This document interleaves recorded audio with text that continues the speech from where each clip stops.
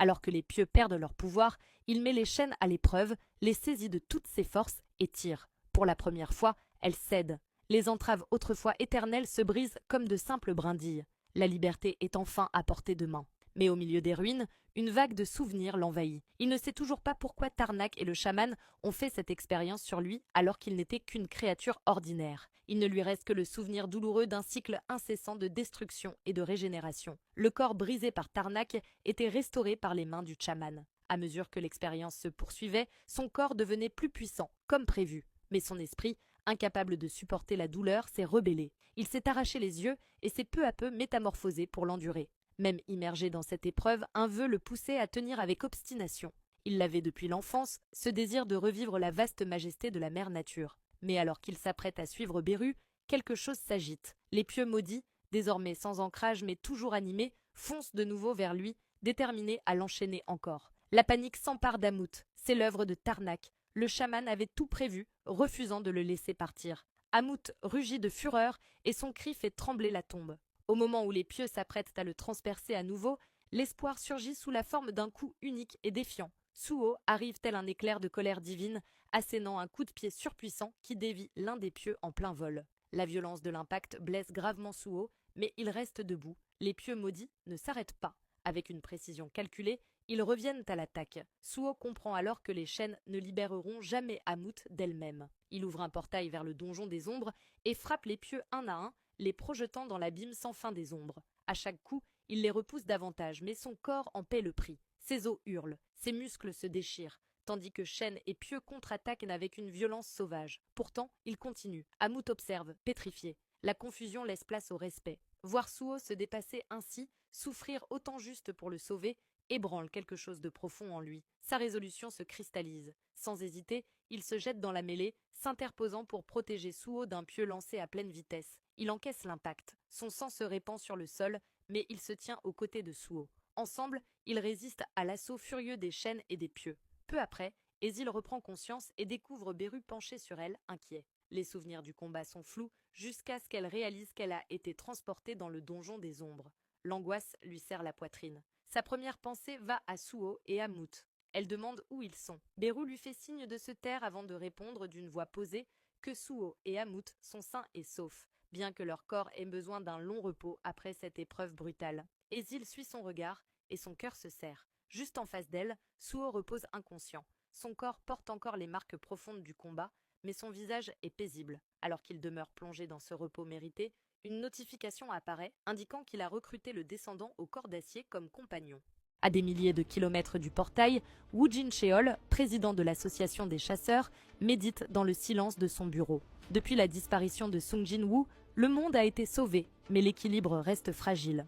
Après des années de paix, les portails réapparaissent, annonçant une nouvelle ère d'incertitude. Grâce aux souvenirs laissés par Jin-woo, Jin-cheol parvient à contenir le chaos du grand cataclysme. Pourtant, de nouvelles anomalies émergent, absentes de la première chronologie. Un nom revient sans cesse, la poussière d'étoiles, une substance mystérieuse capable d'augmenter le mana des chasseurs sans effets secondaires apparents. Tous les indices mènent à Lee Min-sung, vice-chef de la guilde de la faucheuse. Mais Jin-cheol en est certain, Min-sung n'agit pas seul, quelqu'un tire les ficelles dans l'ombre. Un appel interrompt ses pensées. Jin-ho, ancien pilier de l'association, lui annonce que son neveu s'est éveillé en tant que chasseur, mais qu'il est piégé dans un portail. Un nom glace immédiatement le sang de Jin-cheol, Sung Suho, le fils de Sung Jin-woo.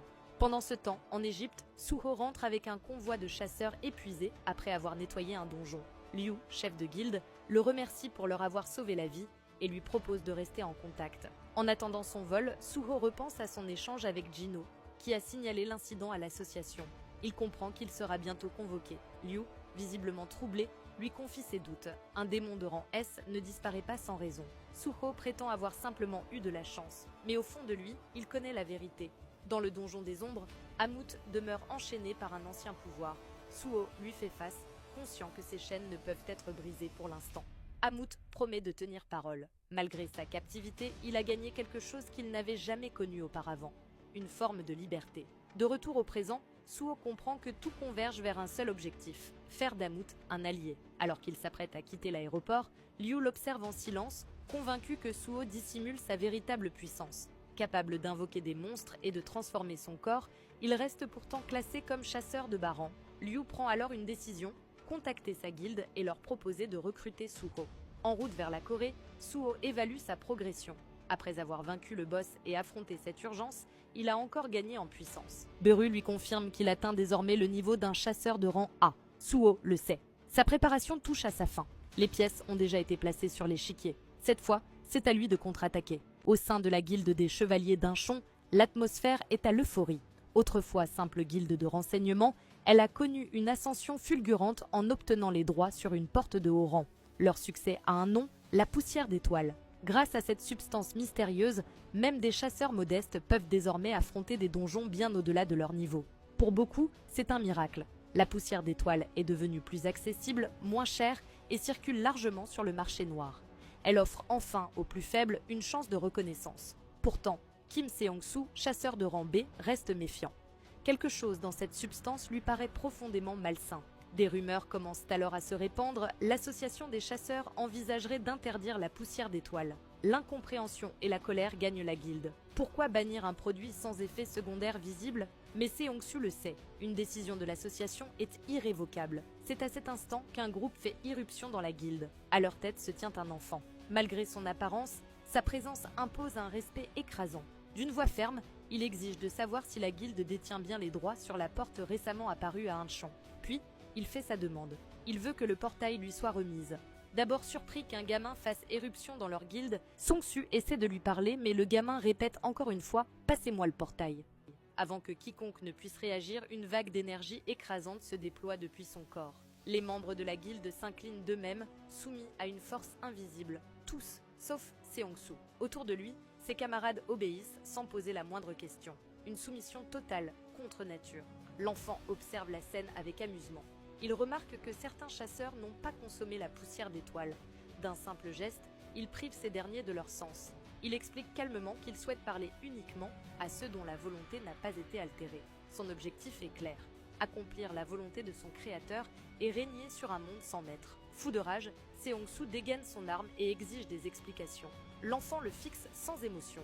Il affirme que les créations existent pour servir leur créateur, mais que les humains ont développé une volonté propre, une anomalie, une erreur. La patience de Seong-soo se brise. Il refuse de laisser un enfant prendre le contrôle de sa guilde. Seong-soo demande si l'enfant vient d'une secte et s'apprête à attaquer. Mais ces paroles énervent l'enfant et ce dernier demande s'il vient vraiment d'insulter son créateur. À ce moment, l'expression de l'enfant se durcit et il saisit une arme, dont la lame se met à pulser d'une énergie terrifiante. En un instant, l'enfant frappe, une seule entaille fulgurante. Le torse de Seong-soo est tranché net et son corps s'effondre sans vie. Les membres de la guilde retrouvent alors leur sens, désorientés, incapables de comprendre ce qui vient de se produire. L'enfant leur donne un dernier ordre, oublier tout ce qu'ils ont vu, puis il disparaît avec ses compagnons à travers la porte que la guilde protégeait. De l'autre côté, une bête colossale gît, grièvement blessée. L'enfant se tient face à elle, calme et impérial. Il comprend alors qu'elle vient d'un refuge dimensionnel, condamnée à errer dans la faille après avoir perdu son foyer. Vivre ainsi, sans but, loin de tout ce qu'elle connaissait, devait être une épreuve douloureuse. Plutôt que de l'achever, il choisit de lui laisser une chance d'exprimer sa colère, de libérer toute la rage accumulée par cette existence brisée. Qu'elle se déchaîne autant qu'elle le souhaite. Quant à lui, il décide d'en apprendre davantage sur ce monde et sur les forces qui le régissent, dans le but de combler le souhait de leur créateur.